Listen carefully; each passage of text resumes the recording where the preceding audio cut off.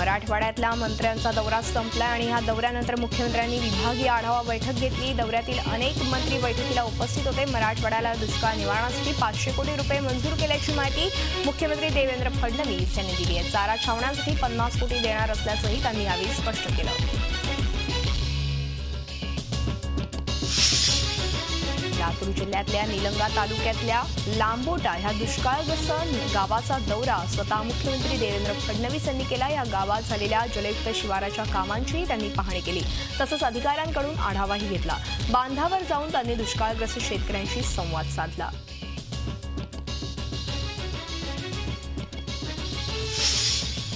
दुष्काळग्रस्त शेतकऱ्यांना संपूर्ण कर्जमाफीची मागणी शिवसेनेनं पुढे केली आहे। लातूर जिल्ह्यात औसा तालुक्यातल्या पर्यावरण मंत्री रामदास कदम यांचा दौरा केला। त्यांनी त्या दरम्यान पुन्हा एकदा ही मागणी केली आहे। कदम यांनी उजनी, आशिव, मासुर्डी, नांदुर्गा आदी गावांना भेट देऊन शेतकऱ्यांशी संवाद साधला। सरकारमधला प्रमुख सहकारी असलेल्या शिवसेनेच्या मंत्र्यांना जाहीरपणे अशी मागणी करण्याची वेळ आली आहे।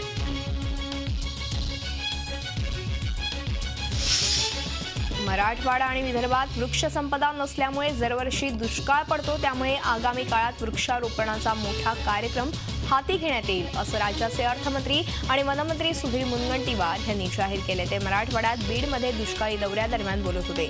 या पुढली दिशा ठरवण्यात येईल असंही त्यांनी सांगितलं।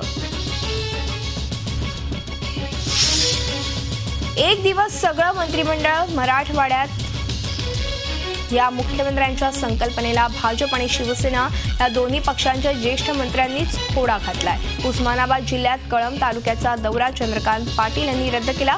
ते सांगली जिल्ह्यात जतमध्ये होते, तर पंकजा मुंडेही बीडमधल्या गेवराई तालुक्यात केवळ एका गावाला भेट देऊन दिल्लीला निघून गेल्या।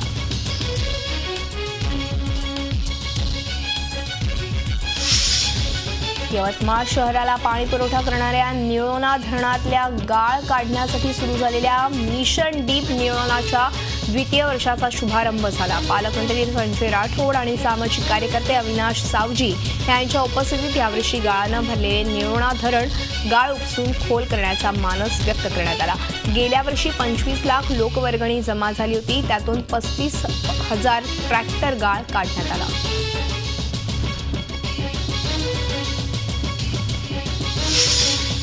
राज्यात मराठवाड्यासह मध्य महाराष्ट्रात पुन्हा एकदा वादळी वाऱ्यासह गारपीट होण्याची शक्यता पुणे हवामान खात्यानं वर्तवली आहे। मराठवाड्यात येत्या 48 तासात पावसाची तर मध्य महाराष्ट्रात गारपीट होण्याची शक्यताही वर्तवण्यात आली आहे। त्यामुळे शेतकऱ्यांनी विशेष काळजी घेण्याची गरज असल्याचं मत पुणे हवामान खात्याकडून मांडण्यात आलं आहे।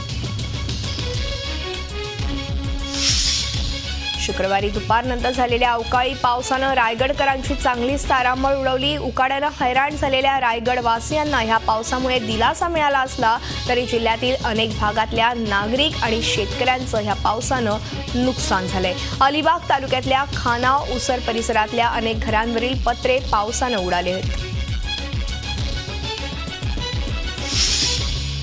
ठाणे महानगरपालिकेची निवडणूक काही महिन्यांवर आलेली असतानाच आता ठाण्यातील भाजपनं देखील कंबर कसण्यास सुरुवात केली आहे। भाजपच्या नवनिर्वाचित अध्यक्षांनी जम्मू कार्यकारिणी जाहीर करत स्थायी समितीच्या अध्यक्षपदावर दावा करणार असल्याचं सांगितलंय। आगामी पालिकेच्या निवडणुकीनंतर ठाण्यात भाजपचाच महापौर होणार असल्याचं भाजपचे ठाणे अध्यक्ष संदीप लेले यांनी म्हटलंय।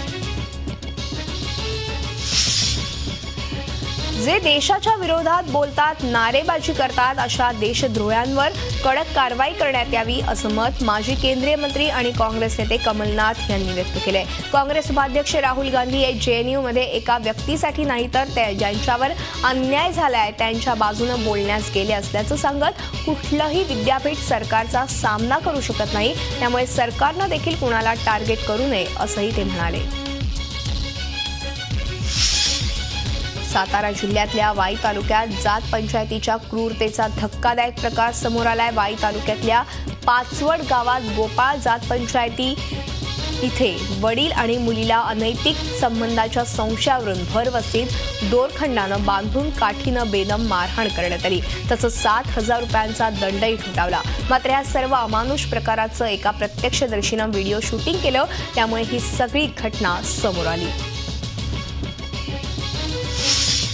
आपल्या मैत्रिणीसोबत गप्पा मारण्याची अतिशय महागडी किंमत नागपूरच्या एका 15 वर्षाच्या मुलाला मोजावी लागली। क्षुल्लक कारणाकरता या मुलाला आपलं प्राण गमवावे लागलेत। नागपूरच्या गड्डी गोदाम परिसरात ही घटना घडली असून ह्या घटनेमुळे सर्वत्र खळबळ माजली। महत्त्वाचं म्हणजे या प्रकरणातील 4 आरोपींना 10वीच्या विद्यार्थ्याला बुक्क्यानं आणि लाथांनी मारहाण केल्यानं त्याचा जीव गेलाय। कल्याण येथील नयन जैन ह्या 7 वर्षाच्या मुलाचं अपहरण आणि त्याच्या हत्येबद्दल हळहळ आणि संताप व्यक्त होतेय। नयनचा शोध लावताना पोलिसांबरोबरच आंबिवली मोहाने भागातल्या शिवसेना कार्यकर्त्यांनी पोलिसांची मदत केली। दरम्यान आरोपींना फाशी देण्याची मागणी नयनच्या आईनं केली आहे।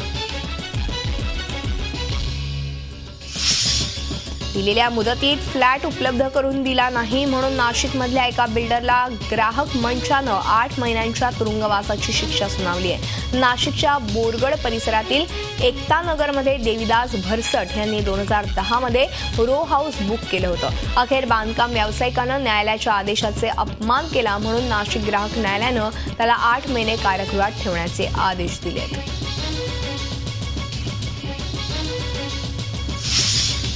करवीर निवासिनी महालक्ष्मीच्या प्रसादाचा लाडू कळंब कारागृहातील कैदी महिलांकडून बनवून घेण्याचा निर्णय कोल्हापूरच्या जिल्हाधिकारी अमित सैनी यांनी घेतलाय।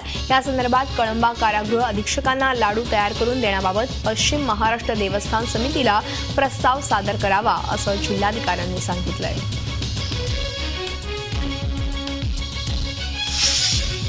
विद्येच्या मंदिरात प्रामाणिकपणाची शिकवण देण्याऐवजी विद्यार्थ्यांकडूनच लाच घेणाऱ्या 2 शिक्षकांना धुळे जिल्ह्यातील साक्रीमध्ये अटक करण्यात आली। लाचलुचपत प्रतिबंधक विभागाच्या पथकानं साक्रीतील न्यू इंग्लिश स्कूल या नामांकित शाळेत ही कारवाई केली आहे। शिकण्याची खरोखर इच्छा असेल तर कोणतंच बंधन आड येत नाही, वयाचंही नाही। मुंबईतल्या एका गृहिणीनं हेच सिद्ध केलंय। आपल्या 10वीत शिकत असलेल्या मुलींसोबत वयाच्या 45व्या वर्षी सरिता झगडे यांनीही 10वीची परीक्षा दिली। त्यासाठी दिवस रात्र जाऊन त्यांनीही मुलीसोबत अभ्यास केला।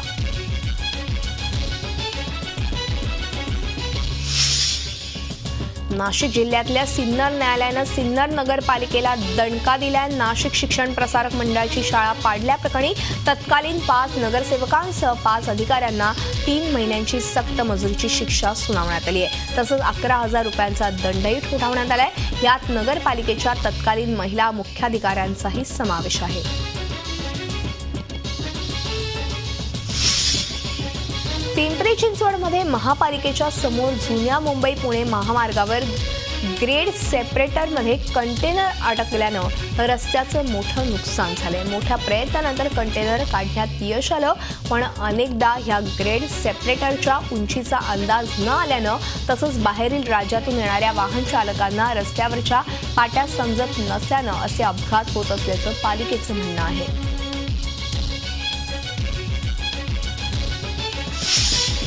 पुण्यात रिक्षा चालकांनी पुन्हा एकदा आंदोलन पुकारलंय। 10 फेब्रुवारीला परवाना शुल्काची वाढ करण्यात आली होती, त्यावरून गेले काही दिवस महाराष्ट्रात सतत मोर्चे आणि आंदोलनं सुरूच आहेत। आता ओला आणि उबेर सारख्या रेडिओ टॅक्सी बंद कराव्यात अशी मागणी रिक्षा संघटना करत आहेत। या संदर्भात 8 मार्चला 1 दिवसाचा बंद पुकारला जाणार आहे।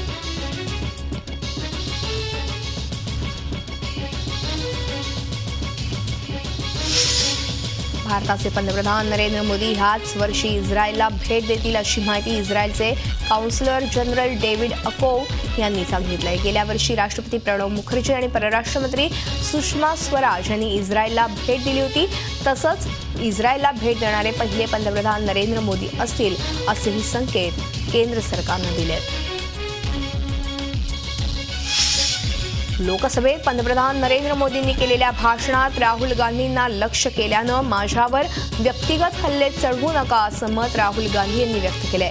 मोदींनी आधी आपली आश्वासनं पूर्ण करावीत, नाहीतर बिहारप्रमाणेच आसामची जनताही तुम्हाला घरी पाठवेल असं मत त्यांनी यावेळी व्यक्त केलं।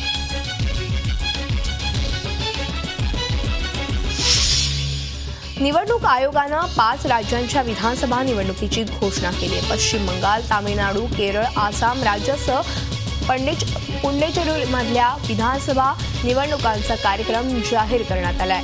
पश्चिम बंगालमधल्या 294 जागांसाठी 6 टप्प्यांमध्ये मतदान घेतलं जाणार आहे. 4 एप्रिल ते 5 मे असा 1 महिना हा मतदानाचा कार्यक्रम असणार आहे. या निवडणुकांमध्ये ममता बॅनर्जी, जयललिता, ओमेनचंडी चंडी आणि तरुण गोगोई यांचं भवितव्य पणाला लागणार आहे.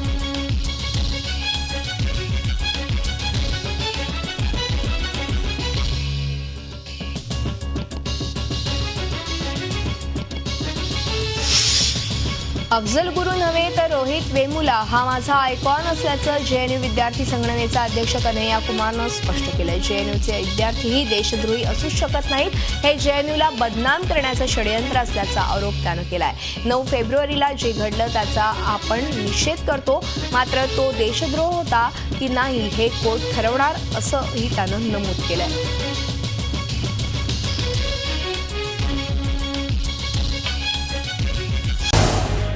झी 24 तास रहा एक पाऊल पुढे.